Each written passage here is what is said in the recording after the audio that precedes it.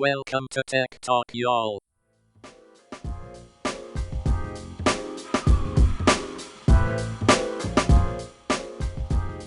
Hey, and welcome to Tech Talk, y'all. Season 8, episode 184. I am Sanjay Parekh. And I'm Adam Walker, and we're so glad to be with you today. This episode, because we can, is brought to you by our new software platform, Together Letters. If you want to stay connected to the important groups in your life, check out togetherletters.com. We use it for family, friends, work groups, colleagues, all kinds of things. It's internal alumni groups, newsletters. all kinds of good stuff. And it's getting better every week. We keep rolling out new releases kind of on an ongoing basis. Some new features that users request, we sneak those in there.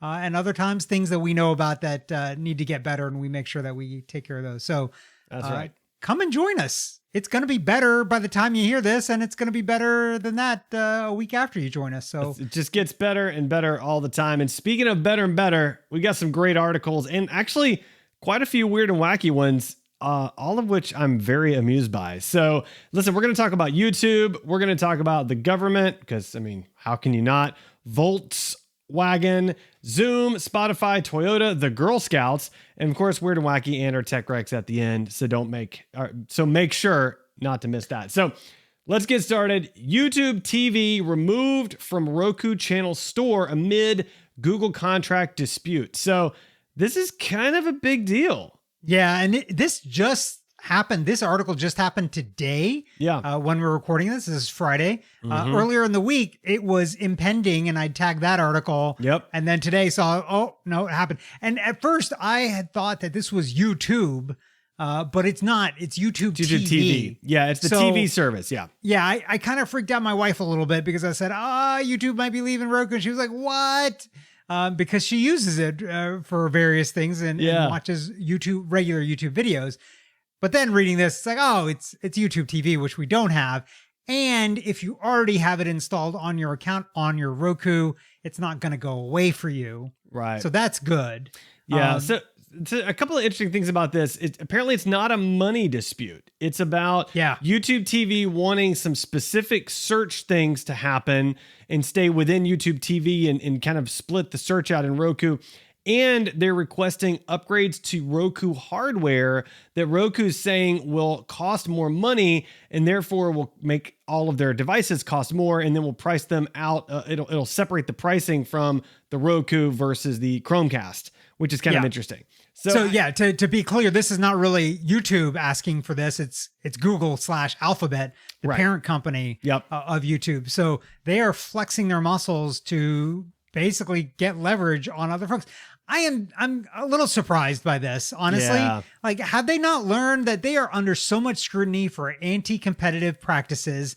This just reeks of it. And of course, like, Roku is positioning all of this as if it's anti-competitive, right? Because that's what's going to play well in the press. They know that. And so there you go. But Google/Alphabet should have known that as well. And not a good look. It's not going to go. It's not a good look. You can't do it. Speaking of a not a good look, this next article, Scoop, Telecom goes to war with New York over low income broadband law. So this is like, I read the title. By the way, this is not Scoop Telecom. It's Scoop.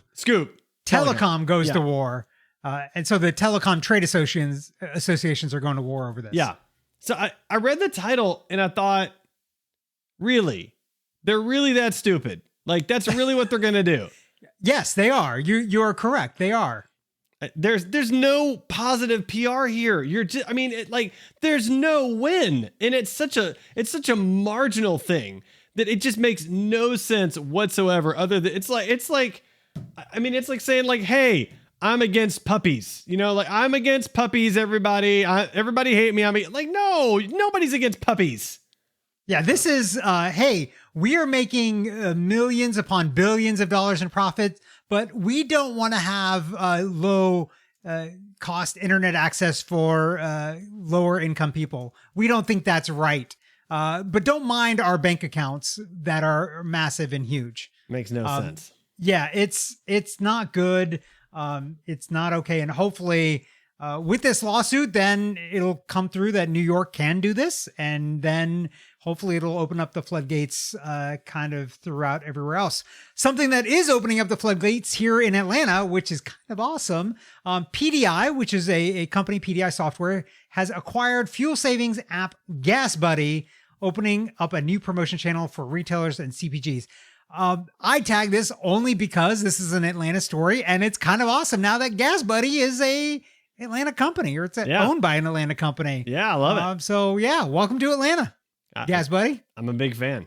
Yeah, I think we've recommended Gas Buddy in the past. We have as Tech Rec too. Now that I don't really drive that much, I don't really pay that much attention to Gas Buddy, but nonetheless, we have recommended it in the past. It is a good service, a good app. It's great. Yeah, so. I think in the future it'll come back again too as we start driving more and more and things get back to normal. I look forward to using Gas Buddy, and now with the additional knowledge that it's Atlanta-based data as well.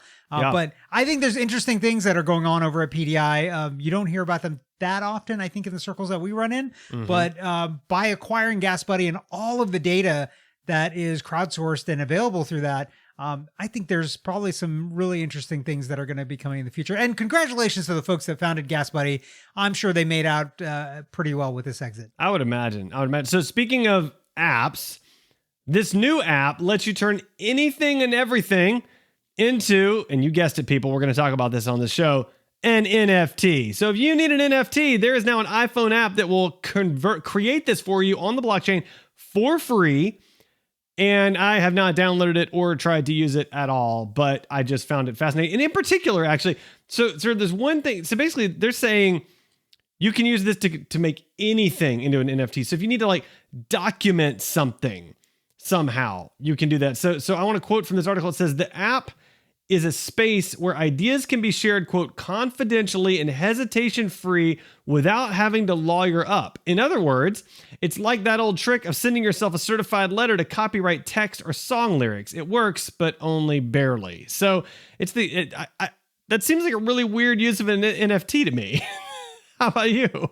Yeah, it unusual, but I don't know. Maybe there's a thing there. Maybe you can like have your last will and testament sent through. Well, that NFT, or you and I keep having these ideas that we need to patent, and maybe we just need to record the ideas and create an NFT, and we can be like, look, it's documented. We had this idea before these people. Yeah, but I feel like that's not gonna work. Here's the problem with that. Is that the U.S. patent law has changed, and it's no longer first to invent; it's first to file, which lines us up with all the other countries. That doesn't help me at all. It really only helps to get it in. Now, what could be useful is if the U.S. Patent Trademark Office would make provisional patents NFTable. Like you could just issue an NFT, right? Because provisionals don't really mean anything other than a proof in time for your patent to kind of date back to. So that actually could be a really interesting use case. And I wonder if the U.S. Patent Trademark, because what they do right now, you send them a provisional patent, they just basically stamp the date on it and put it in a filing cabinet. Nobody looks at it. Right. They only look at it when you actually file for a full patent, and then they look back at the provisional to make sure that you claimed all that stuff in there so that you have rights to that going back to that date. Okay. By the way, one other NFT story, I did not tag this, but I was reading about it, and you probably read about it too. But the girl, and I didn't know this meme before, Disaster Girl. So there's a picture of this girl in front of, you haven't seen it then, a picture of a girl in front of a controlled burn house fire. And she's got kind of this smirk on her face. Her dad apparently took this picture. This is like a 20-year-old picture now, or 18-year-old picture, something like that. So the girl in the picture made this an NFT and sold it, raked in almost $500,000 on this sale, and she is using the money to pay off all of her college loans and other debt that she's got. So that's brilliant. Totally brilliant, right? That's brilliant. What you should have done is been a part of an internet meme 20 years ago, and now you would be able to cash in 20 years later and rake in $500,000. That's a fair point. That's a fair point. Yeah. I wish I had thought of that 20 years ago. I mean, who knew? I wish I would have been a part of an internet meme 20 years ago. I wonder if like that Star Wars kid, if he could NFT that video and make some money on that. You make some serious dough on that one. Yeah. Yeah, exactly. Next up, Volkswagen is being investigated for its Volkswagen stunt. And I'm actually really kind of happy about this. Yeah. Because maybe, just maybe, this will be the end of April Fool's jokes coming from dumb corporations annoying all of us around the 1st of April. Yeah. If they can get slapped with fines by the SEC, maybe this will be the end of it. Like, can we just hope? I'm all for it. I mean, they had a huge stock bump after this announcement.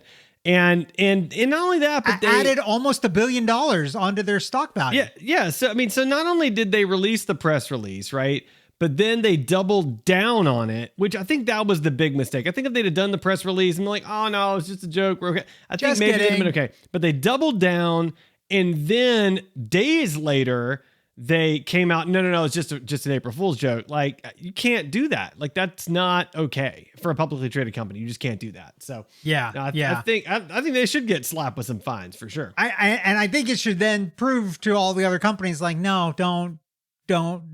We're done with the April Fool's jokes. Like, we're done. We're not doing that. We're not doing that. Let's not do that. We're all done. We're all done with that. Let's leave it like we used to do it when our kids were young.